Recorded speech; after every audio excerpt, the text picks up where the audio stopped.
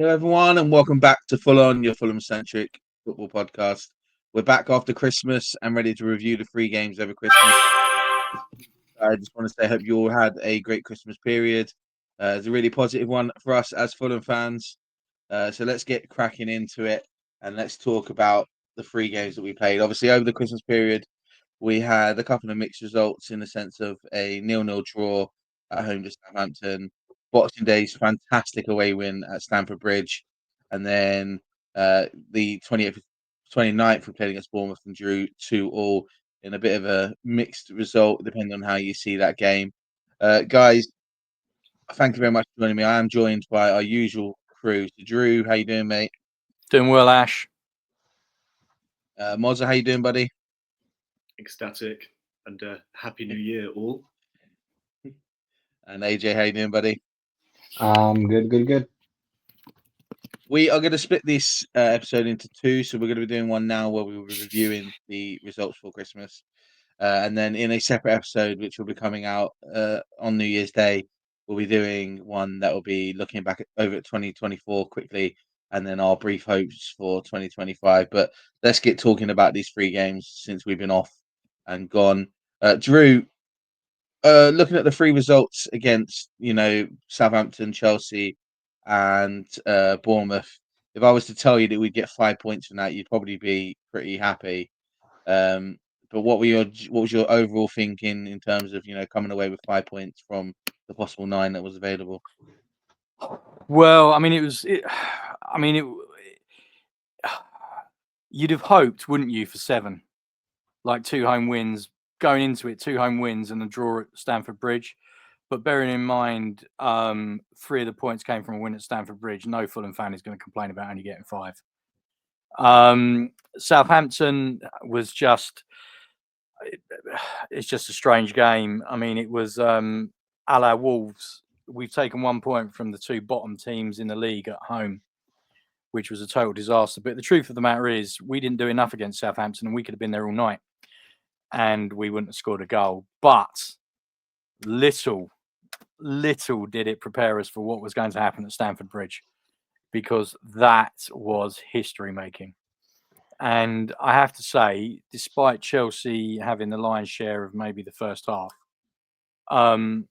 when I was watching it back in the second half, and Ian Dark was talking about maybe Chelsea going on to win it, I thought to myself, he's completely read the game wrong, because it seemed to me that Fulham genuinely believed they could win, and that has to come from Silva, who seems to be changing the DNA of the club. It was historic. I don't want to go on about it too much because other people have got to chime in and we've only got limited time. But personally, I think we deserve the win. I don't care what anyone says. I genuinely do. And then we move on to Bournemouth. Bournemouth are a good team. We knew they were a good team and we have struggled against them. Obviously, it was essentially the same formation that we used against Chelsea, but I felt that we had significant problems in midfield. We were getting overrun. And ultimately, Bournemouth definitely didn't deserve to lose. But having said that, Fulham should have won. Again, it comes down to managing the game out. And it's something, if you're going to nitpick about Fulham this season, it's their inability to manage games out. I mean, we saw it. Ash, we've talked about the Everton game at Goodison. We've talked about the West Ham game at the Cottage. And yet again, we are talking about the Bournemouth game. And it's really unfortunate for Issa Diop, who has been immense. He's been absolutely immense. But it was his mistake that let him back in. But no, if you'd have asked me, being greedy, I'd have wanted 7 points. But the fact that we got 5, but 3 of those points came from a victory over Fulham's B team. You got to take it. I mean, what a way to sign off 2024. Yeah, we're not going to talk about the Southampton game too much as a show. I think you hit the nail on the head perfectly. It was a bit of a nothing game. The only positive that came out of that game, it was my son's first ever game at Craven Cottage, so he got to come to football for the first time. So he got to enjoy one of the dullest games of football we've seen in a very long time, properly setting him up for being a Fulham fan for life. So he's good there. Let's talk about Chelsea because this is the one we all want to talk about. Obviously, AJ, I know, beating Chelsea is always something that we always joke about. But it's the pinnacle for us. It's the big one for us. We've all seen us beat them at Craven Cottage. I've been happy about it, but to win at Stamford Bridge for the first time in 45 years or whatever it was, pretty special. How do you earmark that game yourself, mate? Yeah, it's a once in a lifetime. Quite literally, with once in 45 years. I wasn't born the last time that happened, despite what some people may say about my appearance. Yeah, it's overwhelmingly joyful. I felt during the game it was a bit peaks and troughs. There was periods where Chelsea looked dominant. There was periods where we looked on top and very dangerous on the counter. We looked outrunning midfield quite a lot of the game, but somehow managed to retain more possession in both the first and second half, as far as the stats go.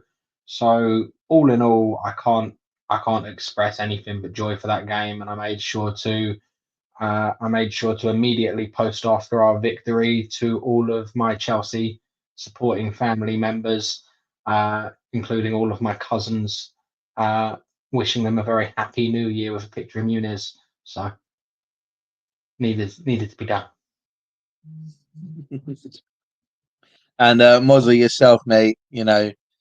How do you describe sort of that win at Stamford Bridge? How did it make you feel? How much time you got? I'm not one to sort of like give too much away about my personal life and yourselves, but if you all must know, I'm going through a divorce. So seeing us beat Chelsea was just the best thing to ever happen to me in quite a long time. So that's how much I love Fulham. And yeah, Stamford Bridge is falling down. You all Mate, laugh. I no, mean no, it. no. I'm not laughing at the divorce. I'm laughing. I promise you. I Don't worry, I absolutely am. promise you. I spent Boxing Day at my in-laws' house. My mother-in-law is a Chelsea fan. Doesn't really support football, but she's one of those. She's So like from Chelsea the fans, area, then. so it was nice to get that win. I wasn't actually allowed to watch the football, but I managed to sneak it on my phone on Amazon Prime and watch it and sneak off to the bathroom just as Muniz scored the winner. So I got to celebrate at least. So that was great. Drew, let's obviously, the main thing we want to talk about obviously is the contrasting results between Chelsea and Bournemouth. The main talking point from that for me is obviously the formation that we undertook at Stamford Bridge with five at the back, which worked superbly well away at Stamford Bridge against Chelsea. But it was a real almost Achilles heel for us against Bournemouth. I'm not sure if you agree, but I sort of felt like we had a really massive gaping hole in the middle of the park on Sunday, and Bournemouth were just happily taking advantage of it. They all seemed like they had a spare man all over the park, no matter what, and it was really frustrating to watch. Um, how do you feel about that formation? Because it's one that I like. I like against certain teams, but it's clear that it really will not work against teams that can attack like Bournemouth showed they can on Sunday. A couple of things. I think Chelsea have got better players than Bournemouth, but Bournemouth are a better team. That's the first point. Second point is that I agree with the utilisation of five at the back or the 3-5-2 or whatever Silver wants to call it. I think some of it Silver felt was probably precipitated out of necessity because we've got problems in the centre of our midfield. But I agree with you. It seemed to be a lot of it looked like attack versus defence. One of the big problems that I had was not so much the formation, but it was the personnel.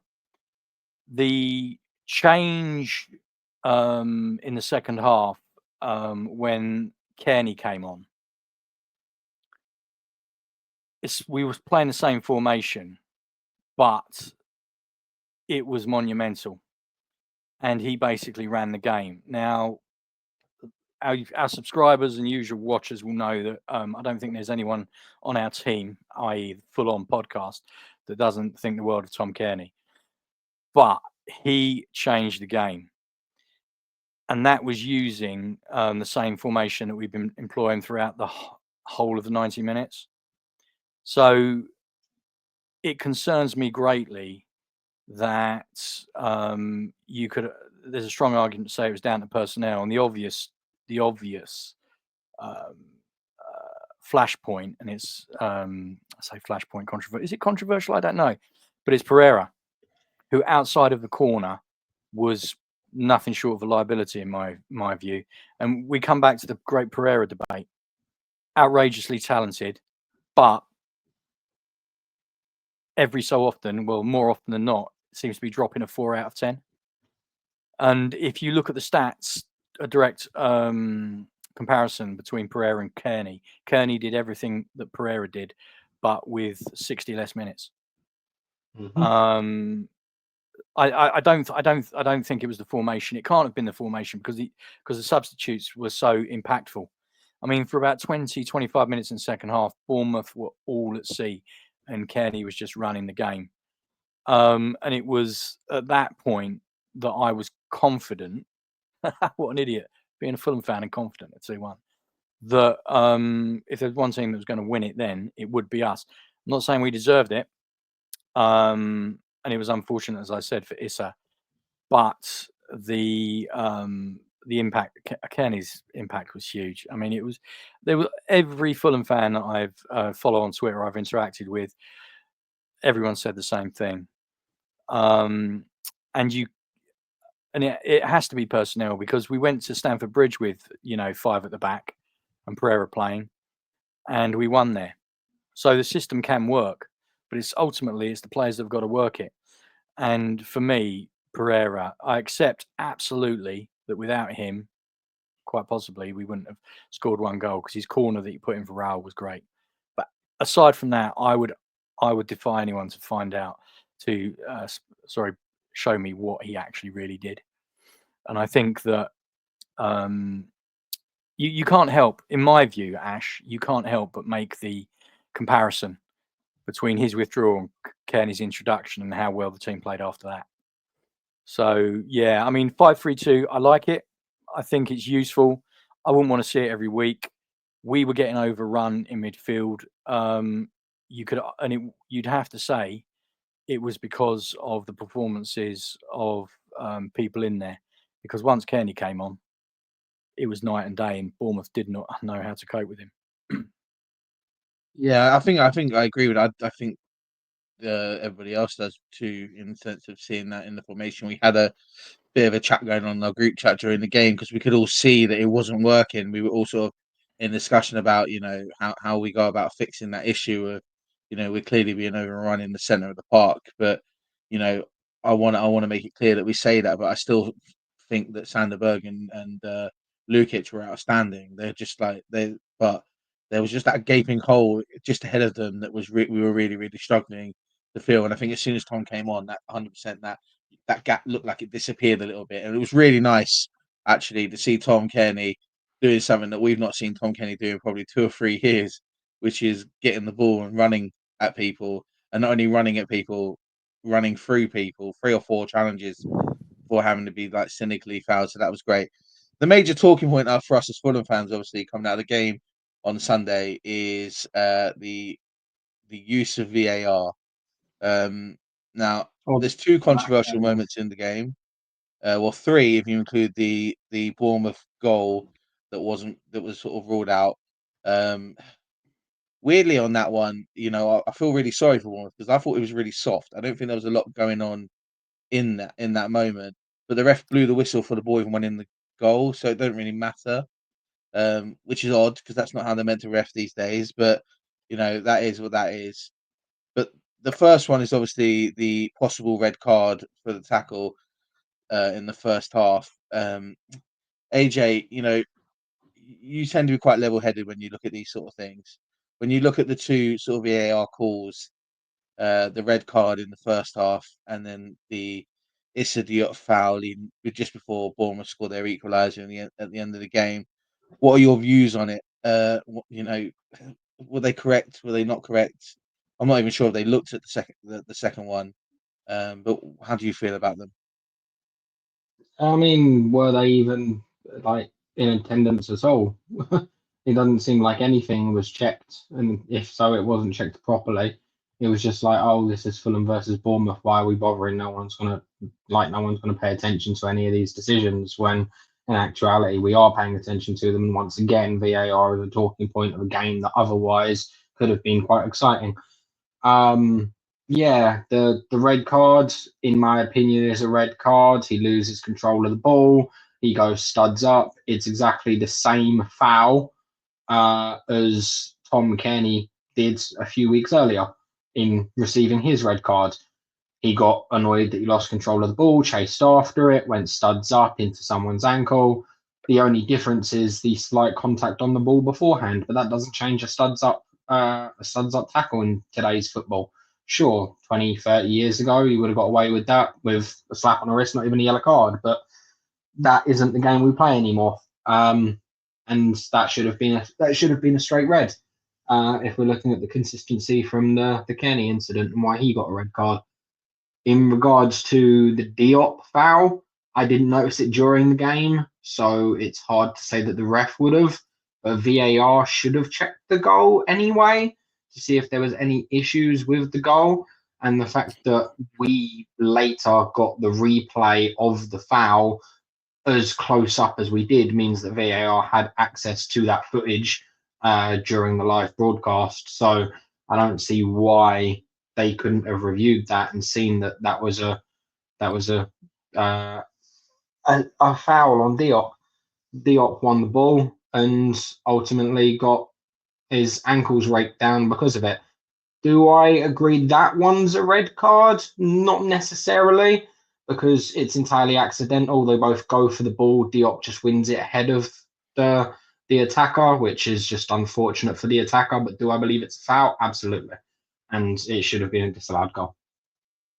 Yeah, it's annoying because if you're in the ground, I don't think VAR checked it. There was no notification that came up. The VAR were checking it. There was no notification to say that it had been cleared and it was okay. But it was very clear that every single Fulham player was asking the referee for it. Diop, yes, he made the mistake that led up to the chance but he made up for it by winning the ball back. And you can't say as a defender he hasn't been taken out. He hasn't been taken out the equation to help defend after being fouled because he's on the floor because he's had his ankles raked. It's really frustrating, and it's yet another one of those things, Russ, where Bournemouth scoring an equaliser. I don't have a problem with because they deserved at least a draw. They were the better team yesterday by a long shot, but it's yet again another chance where we've seen that teams like us get refed different than teams like everybody else. I can guarantee you, if that was the other way around, or the game on Boxing Day, Fulham against Chelsea, and Fulham scored a goal because the Chelsea player had been touched like that's given as a foul, and it's frustrating. Yeah. It's I watched Ref Watch today on Sky Sports News, didn't even mention it. They mentioned Salah possibly being offside. They mentioned some other things that happened in other games. Didn't even talk about it. Which is a problem because it's a clear and obvious mistake that they have made, and it's frustrating.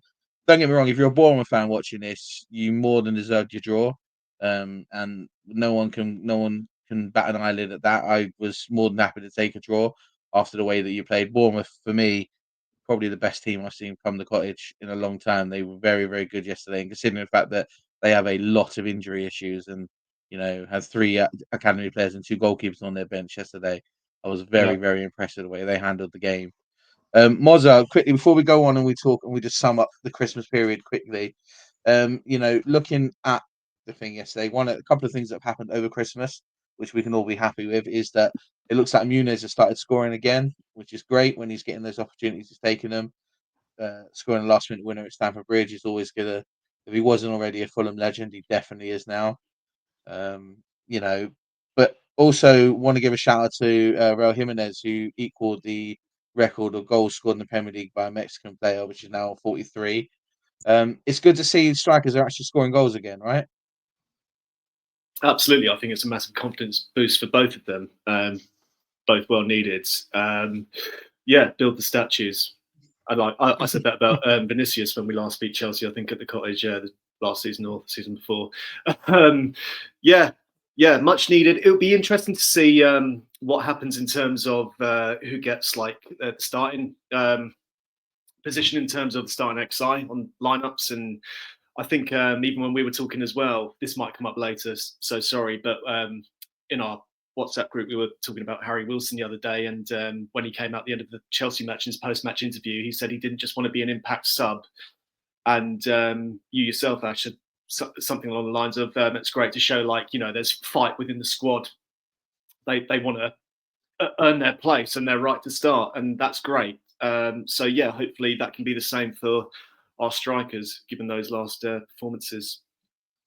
Yeah, that was going to be the next thing we were going to talk about. Really, was just a case of no, it's absolutely fine. It's it's really good for us to see players that are coming off on the bench starting to really make impact on games. Harry Wilson is prime example of that. He's now scored 4 goals from off the bench. Muniz has now scored 3 goals off of the bench this season. 2 in the last sort of 4 games, which is great.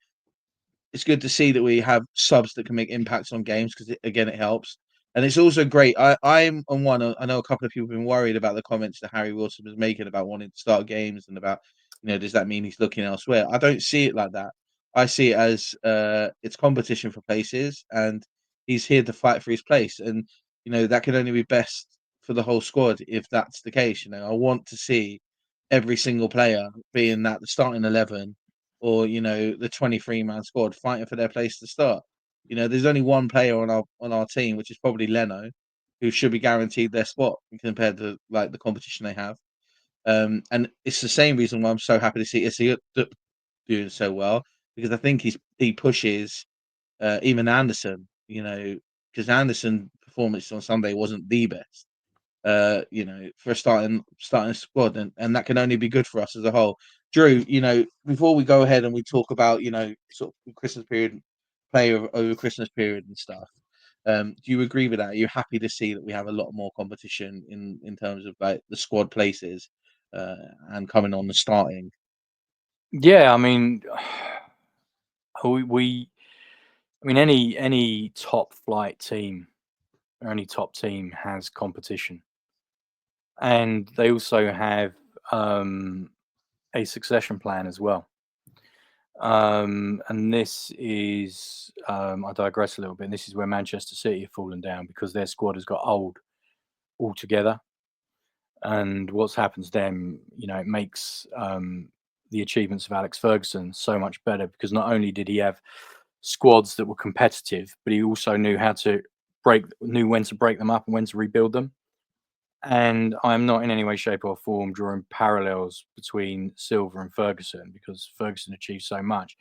But the point being is that Silva's constructed a team where there's healthy competition, but he's been very smart, and he's got Premiership experience there. I mean, if you look at who he's bought, Anderson's an obvious example.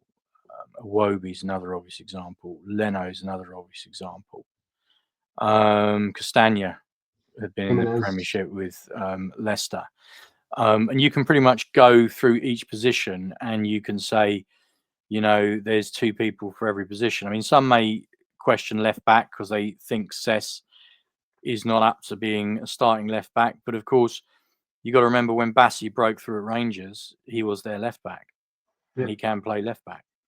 So yes, I think competition is great. I mean, I've been quite open about the fact that if we do lose one of our midfielders, and we've all talked extensively about the links with Pereira to other clubs, the emergence of Josh King doesn't panic me as much about the idea of losing Pereira. Now, I'm not saying for 1 minute that Pereira's experience can be easily replicated by Josh King. But the fact of the matter is, it's nice to see that we've got people coming through, and it's creating more. It's creating more. It's creating more competition, and we're not just relying on the transfer market. I mean, I point to Marshall Godot as well. He's another one. And then you look at our players out on loan. Obviously, we've got Luke Harris at Birmingham. So, yeah, I mean, it can only be a good thing. We do in certain places. I mean, the strikers that's Mozza's already mentioned. There is a massive gap between 32-year-old Jimenez and 23-year-old Muniz, and that is something that needs addressing. But by and large, competition is a good thing, and I'm very pleased. But, and you've already mentioned this, Ash, it does seem to me that we are going to become heavily reliant, or we risk becoming heavily reliant on the Berge-Lukic axis, which I think could become a real strength of the team, because they are naturally, in my humble opinion, they are complementary pieces and interchangeable. Whereas I think, with the greatest respect to ESR, he's wonderfully talented, but he's not an 8. Pereira's definitely not an 8. And Tom, as much as we love him, unless we find the fountain of youth, I mean, he's only going to be working on a year-to-year contract. So there are question marks there. But by and large, yeah, I absolutely agree. I mean, it's probably the strongest position, I would argue, is our defence in terms of competition. Because you look at the centre-backs. I mean, Cuenca surprised everyone. And right-back, we're blessed. It's the only way I can describe it. We're blessed with having 2 very, very good right-backs. Sorry, mate, I've taken up most of your airtime. I apologise. No. Do you know what? You've summed it up perfectly for me. AJ, Mozza, I don't know if you have anything to add to that, guys, but I think you summed it up pretty perfectly in terms of the squad and how important it is that we have strength in every position. So I'm happy with that. Let's just do one last thing. Obviously, we usually give a man of the match when we do individual games, but we haven't covered any of the games over Christmas, so we're sort of doing them in one section here, which means that we do apologise. We haven't gone into as depth as much as possible, and we didn't give the Chelsea win the 4 hours to airtime we could have done last week, but that's absolutely fine. On New Year's Day we have an episode coming out where we review 2024, and I imagine that might be spoken about a bit in there, so we'll do that in a second. Guys, looking at the 3 games over Christmas, I just want to get your player of the period, basically. Your player of the over that 3-game period. What player do you think performed best for Fulham? Mozza, mate, I'm going to start with you, mate. Not to put the pressure on you, but I'm going to start with you. Looking at the 3 games over Christmas, what Fulham player impressed you the most in those 3 games? I think Josh King is a standout. He's the one that sticks out most in my mind. Just seems like absolute fire. Drew was just talking about Marshall Godot as well, or Godot. Sorry if I said that wrong. Like both 2 young players that just look absolutely up for it. So can't wait to see more of them. I think Robinson's done well, but Robinson's been Robinson, where sometimes he can be hit and miss. So overall, I would probably have to go for him. I think, lastly, as a bit of an honourable mention, Bernd Leno.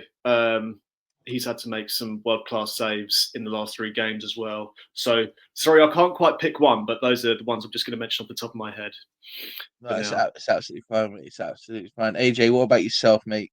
Anyone who stands out dramatically over Christmas? I mean, it's not a Christmas period without some Jedis floating around, so it's kind of hard to not point out. It's kind of hard to not point out Anthony Robinson, 2 assists. Was it 2 assists versus Chelsea, and one assist versus Bournemouth. Granted, the Southampton game was a bit of a rough one for him, but considering the fixture congestion, he's done incredibly well, and especially since taking on the captain's armband, which came out of nowhere, and I'd still like to understand the justification for that, but he's doing well while he's got it, so I'm not complaining. And additionally, as Mozza said, not to be boring, but I have to give a shout out to Leno, because excluding Kenny's cameo and excluding Robinson's performance against Chelsea, he was probably man of the match for all 3 of the Christmas fixtures that we've spoken about today. Yeah, I think that's a great show. How about yourself, Drew? I'm not gonna. I mean, I don't want to sound like I'm, parroting Mozza and AJ. I mean, I think if you're looking throughout the 3 games, I don't think you can really look beyond Jedi and Leno. Despite the heroics of Wilson at Stanford Bridge and Muniz, Leno pulled out a couple of top-class saves, especially the one at the end. Individual performances, again, I sound like I'm a carbon copy of Mozza here, but Josh Kim was exciting. I defy anyone to watch him and think you've got a big future. But in terms of like standout performances, I have to, and this is probably sentimental, and I've already mentioned it, and I don't want to sound like I'm some sort of obsessive here, but Kenny's cameo against Bournemouth. I mean, it was just heartwarming, and it rolled back the years, and it literally, where I was sitting in the Johnny Haynes stand, it literally lifted people. It literally lifted people when he came on and he played like that. So, but in terms of players overall, yeah, a toss up between Jedi and Leno. Well deserved. I'm not even going to add it. I'm not even going to add anyone, guys. I think you've all sort of hit it spot on. I think Jedi's been outstanding. I think Leno has made some really important saves that kept us in games. At Stamford Bridge, he made 3 world-class saves that kept us in the game, and he made 2 on Sunday against Bournemouth that kept us in the game. That we ultimately got 4 points because of him. So we'll leave it down to it. There is just one more thing I wanted to add. I don't know if you guys saw, but over the Christmas period, I wanted to give a quick shout out to Alex Iwobi. Because he did something over the Christmas period which made me so proud as a Fulham fan to see Fulham players do stuff like this. And it's not because he's a Fulham player, obviously, it's because of the kind of guy he is. But I don't know if everyone saw that he opened up his temporary shop where he grew up in East London and sort of handed out food and stuff to the local community to help them through Christmas. Alex, I doubt you are seeing this, but if you do see it, I just want to say, Of course, you're seeing it's this. fantastic. Yeah, of course. Big up Marco's Alex definitely Press. watching. Yeah, it's great work. Much love to you for doing it. It's very, very, very good stuff, and it makes you proud to have Fulham players that do that sort of thing. So, congratulations to him. In terms of how we move on from this, obviously, guys, this episode's coming out on New Year's Eve. So we hope you all enjoy your New Year's evening. We have an episode coming out on New Year's Day, which is going to be our look back at 2024 and look forward to 2025. If you watch them back to back, you will notice that we're all wearing the same clothes because we're literally about to record it. So don't judge us on that. We're not scruffy and haven't spent 2 days recording. It's just what's going on because we have had some comments on that from people. So just be aware of that. We do sometimes bulk record. I want to say thank you all for joining us so far in 2024. It's been a good year, good start off for us as a pod. As I say, enjoy your evening, enjoy your New Year's evening, and we'll see you tomorrow for the review. Other than that, thank you very much for joining me on this one, guys. Happy New Year! Whites.